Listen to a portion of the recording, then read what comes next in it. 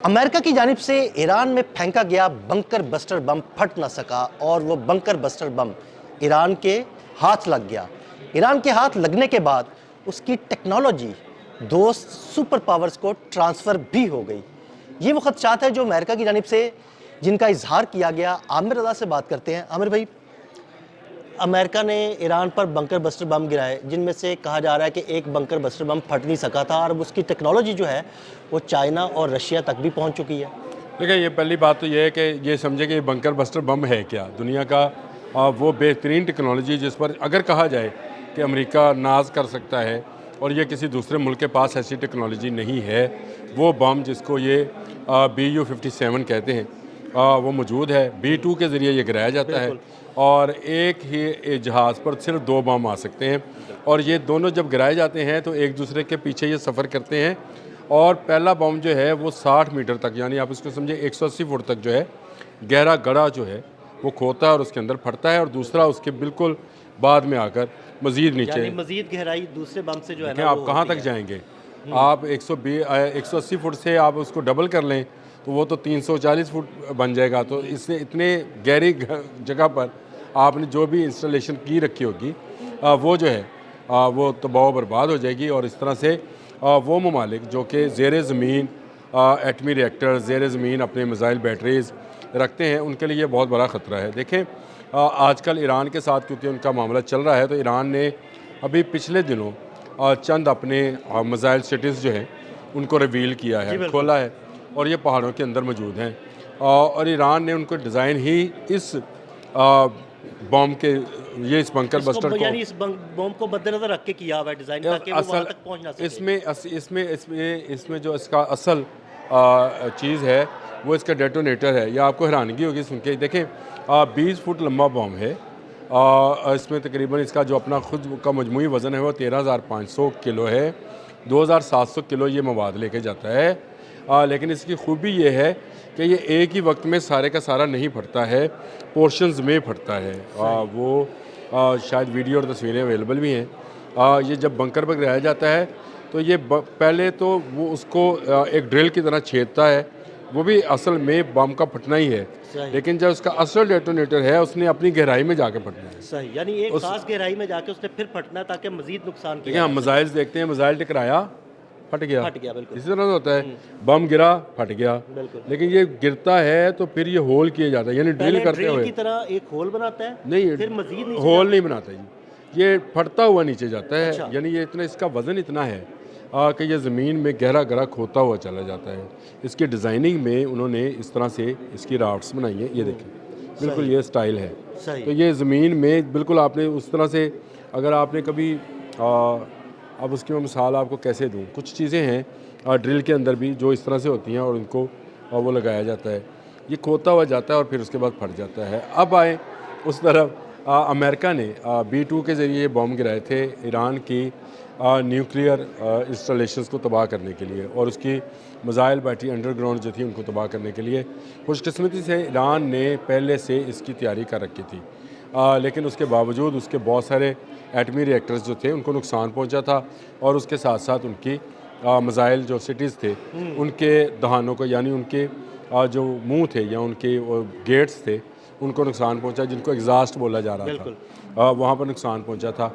उसके बाद एक बॉम्ब नहीं फटा है, ये इतलात हैं और उसको अब्बास अरागची के हवाले से भी लोग बता रहे हैं कि शायद उन्होंने कहा है नहीं फटा है। देखें, असल तशवीश जो आपने कहा अमेरिका का तशवीश ये है कि ये टेक्नोलॉजी सिर्फ अमेरिका के पास है, यानी अमेरिका की बनाई हुई टेक्नोलॉजी है।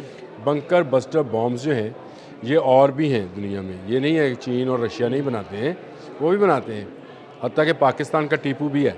सही, पाकिस्तान के पास भी यानी टीपू नाम का बंकर बस्टर। आप किसी दिन उस पर बात ना कर लीजिएगा कि जी आओ जी टीपू तो गल करिए। पाकिस्तान के पास भी इस तरह की टेक्नोलॉजी है जो कि टीपू नाम की बॉम्ब है, लेकिन अमेरिका की बहुत सोफिस्टिकेटेड। लाजमी बात है कि आप हज़ारों फुट बुलंदी से एक बॉम्ब गिराते हैं और वो अपने GPS के ज़रिए से सही निशाने के ऊपर गिरता भी है, ना सिर्फ गिरता है बल्कि वो एक होल करता हुआ चला जाता है और फटता है और उसके बाद दूसरा आके गिरता है। तो ये टेक्नोलॉजी अगर दुनिया के पास आ जाएगी तो दुनिया, लाजमी बात है कि फिर उसके स्टाइल पर बंकर्स बनाएंगे। देखें, तशवीश कहाँ पे थी कि ये टेक्नोलॉजी ईरान के पास आ गई ईरान इसको किसी को मुफ्त में तो नहीं देगा। ऐसे ही है।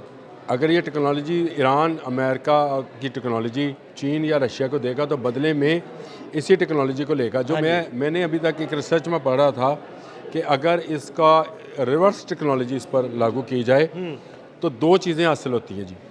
एक ये कि इस तरह का ही बॉम्ब बना लिया जाए, बिल्कुल ठीक है। ये रिवर्स टेक्नोलॉजी की हासिल होता है। और दूसरा ये कि इस बॉम्ब से बचा कैसे जाए। यस, ये सबसे अहम बात है कि इस बॉम्ब से कैसे बचना है और कैसा बंकर होना चाहिए जो इससे जिसको ये बम नुकसान ना पहुंचा और सके। इसका जो डेटोनेटर है, जिसका मैंने आपसे पहले कहा, इस पूरे बॉम्ब के अंदर देखें बारूदी मवाद सारे बॉम्ब्स के अंदर है, मैंने आपको बता भी दिया, और सारे मिसाइल्स के अंदर ही होता है। ये कोई ऐसा मसला नहीं है।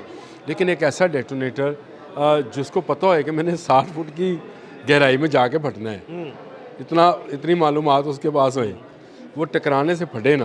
बिल्कुल टेक्नोलॉजी है ना जी। ऐसे ही। तो ये टेक्नोलॉजी जो है ये इसके पास मौजूद है, और इस टेक्नोलॉजी का जाना इस बात का बेन सबूत है कि फिर वो कौन सी लेयर होगी जो अगर ऊपर बिछा दी जाए, मैं आप बात को खोलने लगा हूँ। हाँ जी बिल्कुल। वो कौन सी लेयर होगी और किस धात की होगी जिससे ये टकराते ही ये डेटोनेटर आप खुद को फाड़ लेगा। सही। और यानी अगर वो ये फाड़ गहराई में लेगा जा ही ना सके। वो जाएगा नहीं, तो फिर फटेगा, तो जहाँ फटेगा वो वहाँ पर क्या नुकसान करेगा। वो एक पत्थरों के अंदर फट गया लेट से, तो उसने क्या नुकसान किया, और इसको कैसे फेल किया जा सकता है, इस डेटोनेटर को गिरने से पहले कैसे गिराया जाता है। ये हज़ारों फुट की बुलंदी से गिरता है, और इसमें एक टाइम स्पैन तो है, चाहे मिसाइल है चाहे गोली है, हर एक के लिए एक टाइम स्पैन मौजूद है। उसमें इसको कैसे फेल किया जा सकता है, ये वो टेक्नोलॉजी है जो चीन और रशिया जो है इसके रिवर्स टेक्नोलॉजी के अंदर, ईरान के पास तो शायद ये कैपेबिलिटी और कैपेसिटी ना हो, लेकिन इसका रिवर्स किया जा सकता है। देखिए अभी इस हवाले से अदील साहब बहुत ज़्यादा कोई तस्दीक नहीं मिल रही है। मैं सिर्फ जितना स्टडी कर सका हूँ इस बॉम्ब को, वो यही है कि ये टेक्नोलॉजी ने अमेरिका के पसीने छुड़वा दिए हैं। यानी इस टेक्नोलॉजी का चले जाना जो है ये अमेरिका के पसीने छुड़वाने के लिए काफ़ी है।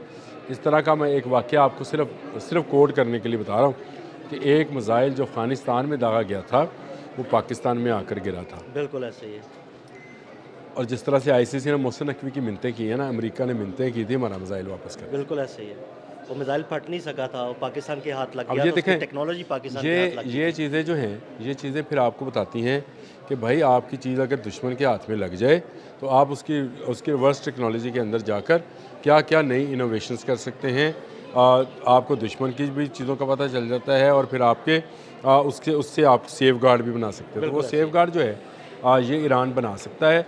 और मैं ये समझता हूँ कि ईरान ने जिस तेज़ी के साथ अपनी टेक्नोलॉजी को रिवील किया है, मैंने 2 दिन पहले सिर्फ एक व्लॉग किया था इस पर कि दुनिया सारी हैरान है, जिस पर मैंने BBC की रिपोर्ट और बाकी चैनल्स की रिपोर्ट, वो पता नहीं आपकी नज़र से गुजरी कि नहीं, जिसमें बताया कि जिस इंस्टॉलेशंस पर अमेरिका ने हमला किया था उनको कितनी जल्द रिपेयर करके काबिल इस्तेमाल बना लिया गया है, और उनका जो मिसाइल सिटीज़ हैं उनकी गहराई में कितना इजाफा किया गया। ये मैंने पूरा एक इस पर व्लॉग किया था। ये वो मामला है जिसको लेकर इस वक्त अमेरिका परेशान है, और उसकी खिल्ली उड़ रही है कि अगर ये किसी के पास चला गया, पसीने छूटे पड़े हैं उनके, तो ये उनका वो हथियार था जिसके लिए एक स्पेशल जहाज़ डिज़ाइन किया। आप ये देखें ना, इस बॉम्ब के लिए एक स्पेशल जहाज़ डिज़ाइन है B2 के नाम से, और उस पर सिर्फ 2 बम आते हैं। B2 से आप समझिए 2 बम्स। इतना बड़ा बॉम्ब है कि उस जहाज़ पे सिर्फ 2 बम ले जाए जा सकते हैं। 20 फुट यार उसकी लंबाई चेक करना, 20 फुट उसकी लंबाई है, और वज़न उसका देखे ना 13,500 किलोग्राम उसका अपना खुद का वज़न है, और 2,700 किलोग्राम उसके अंदर बारूदी मवाद है। तो ये एक बड़ी वज़नी, आप उसकी तस्वीरें मैं देखकर, जाइंट किस्म की तस्वीरें देखकर मैं हैरान रह गया कि यार ये क्या बला है जिसके बड़े आसानी से कह दिया गया है कि ये ईरान के हाथ में है, और देखें ये किसके पास पहुंचता है। मेरा ख्याल है अगर ये जून 2025 का वाक़या है तो ये जुलाई 2025 में ही किसी न किसी मुल्क के पास पहुँच गया। बिल्कुल आप ठीक कह रहे हैं, और मुझे लगता है कि आपकी बात बिल्कुल दुरुस्त है। ये किसी ना किसी मुल्क के पास पहुंचा है तो वहाँ से दिफाई साजो सामान भी ईरान आया है मौजूदा हालात में। बहुत शुक्रिया आमिर भाई जी। बिल्कुल आमिर रज़ा ने बड़ी तफसील के साथ इस बॉम्ब के बारे में बताया। अदील अहमद और आमिर रज़ा को इजाज़त दीजिएगा। अल्लाह हाफ़िज़।